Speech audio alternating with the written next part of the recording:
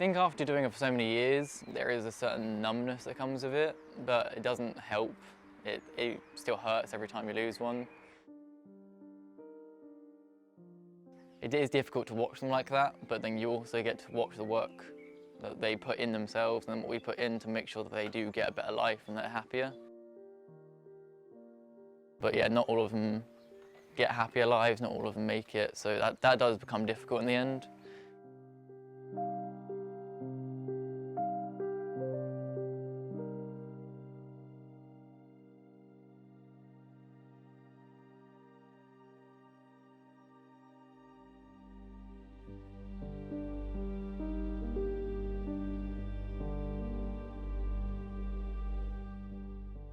I founded the organisation back in 2014. Primary focus is an animal rescue, focusing on exotic and native wildlife, animals which don't have as many opportunities or locations where they can go when they're in need.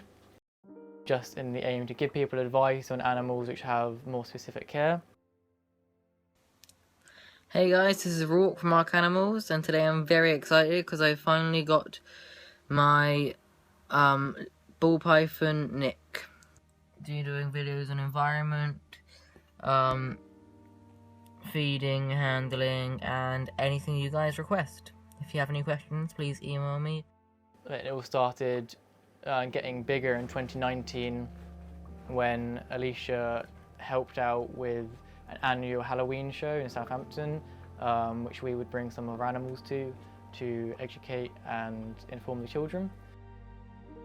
For my whole life, my family rescued rather than bought, so I would always prefer to give an animal which needed a home the option of one rather than buying one from a pet shop. When it first started, when I was 14, 15, my family were big supporters. They knew that I'd always loved animals and wanted to help me, rescue these animals and give them that home.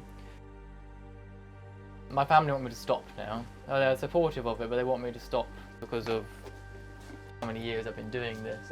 It's never ending, and I don't really think when they first started supporting me this was where it was going to go to. I mean, yeah, I don't have a lot of money for myself. Sometimes, like if I have to get a prescription from the doctors, I can't afford to buy the prescription from the doctors because I have to spend the money on animal food. But I think the older I've gotten and the more I've taken on, they get more worried about my health and my mental health as well. I have a condition with my ankles that can be quite severe. It causes pains in the bones, which means if I'm on my feet for too long, if I wear the wrong footwear, it can mean that I will be off my feet for the next 2 days because I can't do anything. So I have to be very careful in terms of how long I spend my feet. Sometimes when I'm doing the extra shifts trying to pay my own bills at doing my additional work and then coming home and doing all of this, that can become an issue, especially when I have to walk the dogs and stuff like that, because being on my feet all day in retail, that will kill me for a day. And then I do have a heart murmur as well, but it's only recently that that's become more of a up-and-coming issue. But one thing I am very keen on, because of the severity of my ankles, I was told when I was quite young there was a possibility that it will become too painful to walk in the future. So I try and get as much out of it as I can. So walking everywhere, isn't it? Although I shouldn't, I try to encourage myself to going on dog walks. I enjoy it because I know there's a possibility that one day that might not be possible.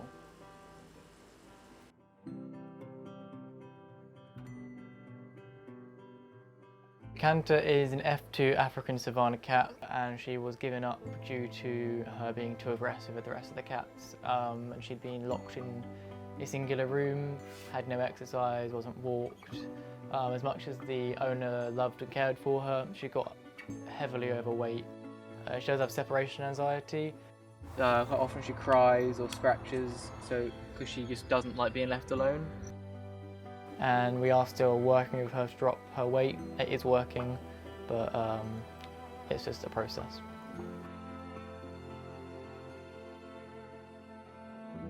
It's usually longer than a standard working week, um, looking at about 60, 70 hours in the long run. It does mean you can't have a social life. I can't just go out and enjoy a day. Before it became as big as it has been, I did go out like clubbing with my friends, went to the pub and stuff like that, which we just don't get to do. We'd have to think about what time I have to get back. It's not like I can go away for a night up to Surrey to see any of my friends, because then who's going to put the birds away? Who's going to exercise the cat? Who's going to give everyone their medication? Every time you lose one, every time something goes wrong, it doesn't accident with the animals, it hits hard. For me, all of the animals are like a piece of myself, so every time one dies, I'm losing a chunk of myself.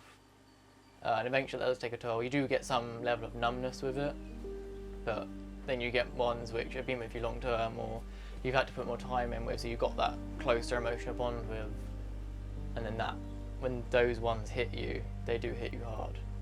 So it does definitely take a toll, and it does make me question whether I can do this for the rest of my life. We were due to have a grand opening on a public facility in October 2020. It was going to open up as almost a public zoo. People could come in and view the animals, and then hopefully adopt some. But unfortunately that didn't come to fruition because of the pandemic affecting our finances, and unfortunately the location did go. But for us, it's kind of been a blessing in disguise, because we've now managed to get a piece of land which gives us enough space for all of our outdoor animals as well. So this is the site for our public location, where we can do some interactions on site, have members of the public come here to drop off the animals, and it will allow us to actually run the rescue and keep the animals on site without running out of residential locations.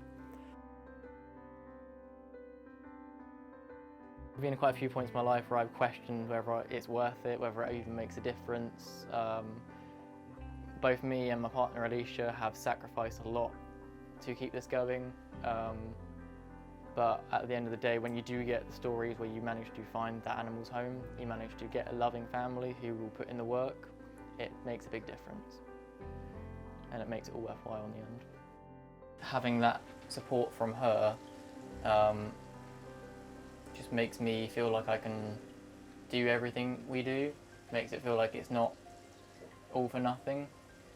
And yeah, she's basically just changed my life. Yeah, just meeting her has absolutely changed my life. We sometimes have different views on the best way to deal with the animals. Sometimes I get really involved in the work, but it does also, I think, allow us to have that common ground where we understand how much it means to each other. So if one of the animals passes away, or if they're going through really severe health problems, then we have the other one to support each other, because we know the feeling, we know what it's like.